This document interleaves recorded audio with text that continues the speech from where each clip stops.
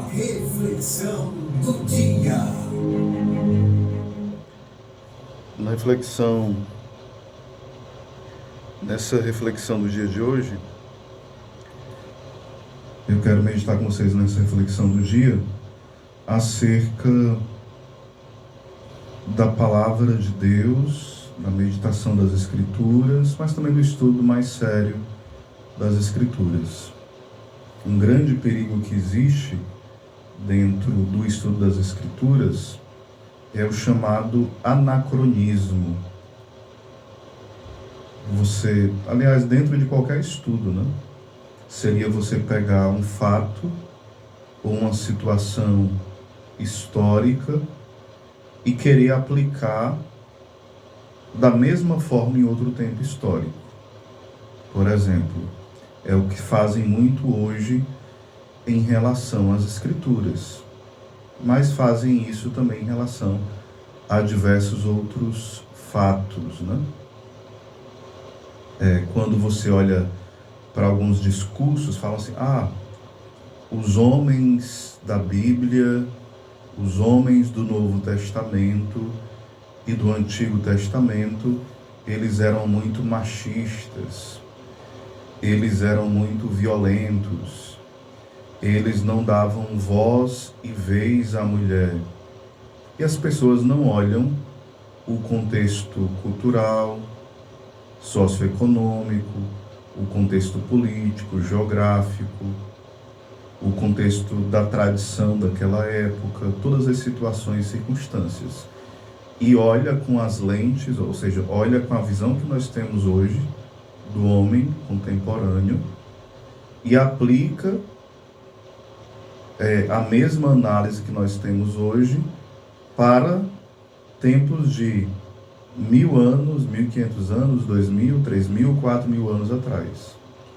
Então, isso é um erro terrível quando você vai fazer uma análise de qualquer texto.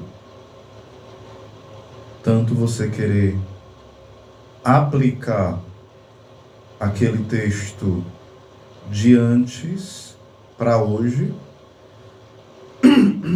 para ser vivido de forma cultural 100%, ou vice-versa. Estou falando a nível de cultural, não estou falando de teologia aqui, né? Não estou falando de revelação. Então, por exemplo, não era costume dentro da comunidade, dentro dos povos lá bíblicos, que as mulheres tivessem liderança. Era muito raro que a mulher tivesse liderança. Então, isso não era questão de machismo. Era uma questão circunstancial e eram questões aonde tinham trabalhos próprios para as mulheres, funções próprias. E aqui não quer dizer que você está, como o pessoal diz, passando pano na Bíblia. Não quer dizer nada disso. É apenas você olhar o contexto. Aqui não quer dizer ser certo ou errado. É apenas você olhar com seriedade e honestidade o texto.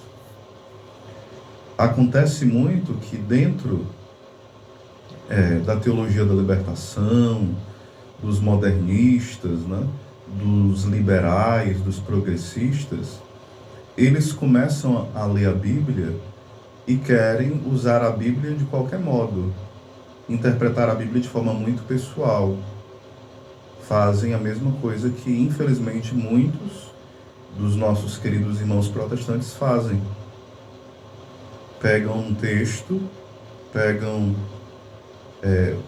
até mesmo um livro inteiro da Bíblia, a Bíblia inteira, e vão interpretando de diversas formas totalmente discrepantes, né? E por isso vai sendo fundadas várias denominações.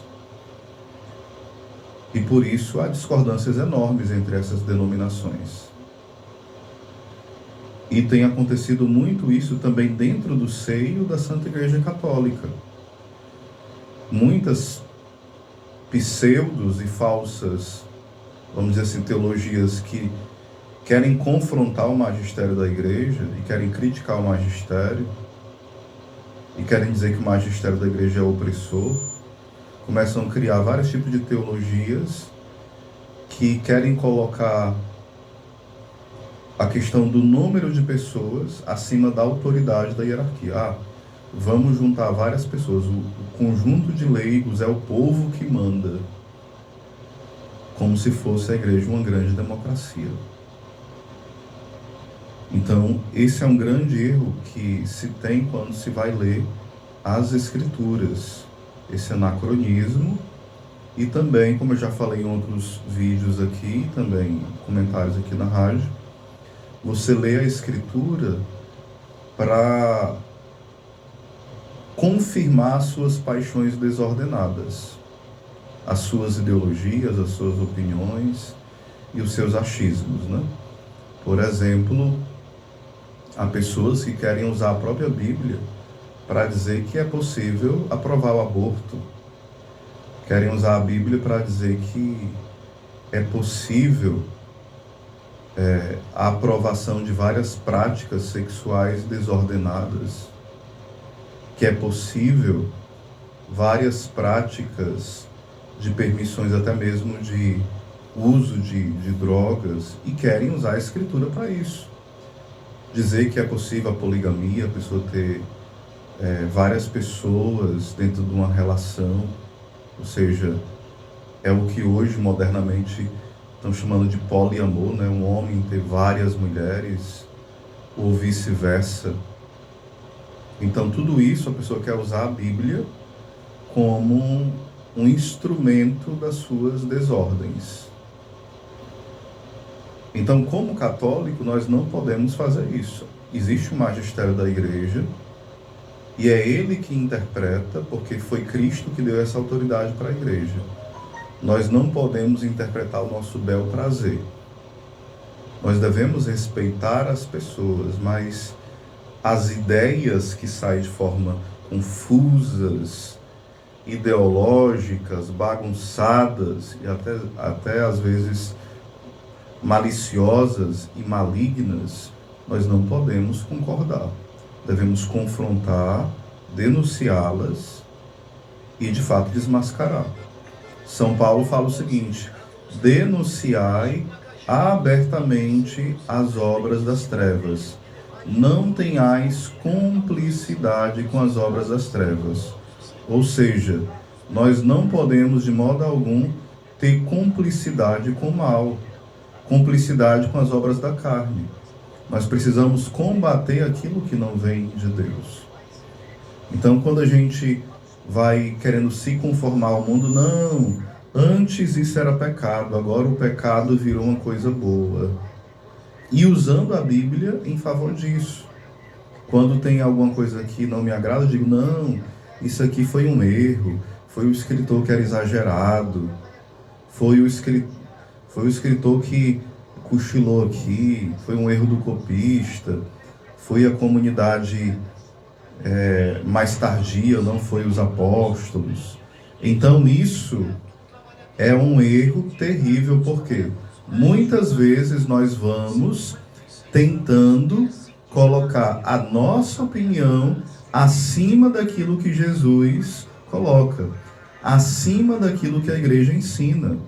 Nós vamos tentando colocar os nossos achismos acima daquilo que a santa doutrina nos coloca. Então, isso não é um pensamento católico. Isso é uma balbúrdia. Isso é uma confusão. Isso é uma ação também do demônio.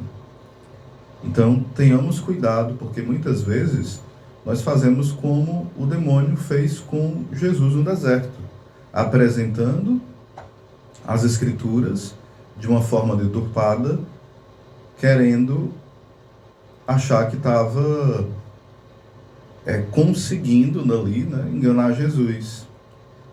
Ou seja, ele estava se auto-enganando. E às vezes nós caímos nesse auto-engano. Começamos a usar as Escrituras da mesma forma que o demônio usou para tentar Jesus, usando para o nosso interesse pessoal. A Escritura não é para o nosso interesse pessoal, é para a nossa santificação, é para a edificação do outro, é para o serviço da igreja. E lembrando que nós temos toda essa junção, né? Nós temos o Santo Magistério, Nós temos a tradição oral. O próprio Papa Bento XVI dizia que, no Verbo Domini, que os melhores intérpretes e exegetas das Sagradas Escrituras são os santos.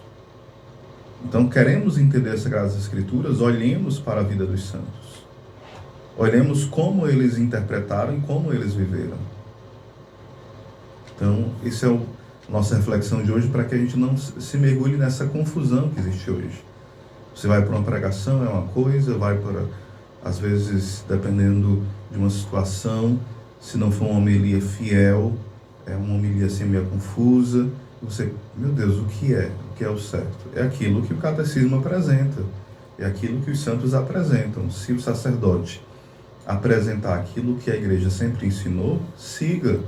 Mas se, infelizmente, o sacerdote ensinar coisas contrárias à fé, coisas estranhas, esquisitas, por mais bonitinhas que sejam, mas se aquilo confrontar e for contra o ensinamento dos santos, o ensinamento do catecismo, não siga. Reze pelo padre, respeite, não fique falando mal, mas não siga. Tenha cuidado com isso, né? Louvado seja o nosso Senhor Jesus Cristo, para sempre seja louvado.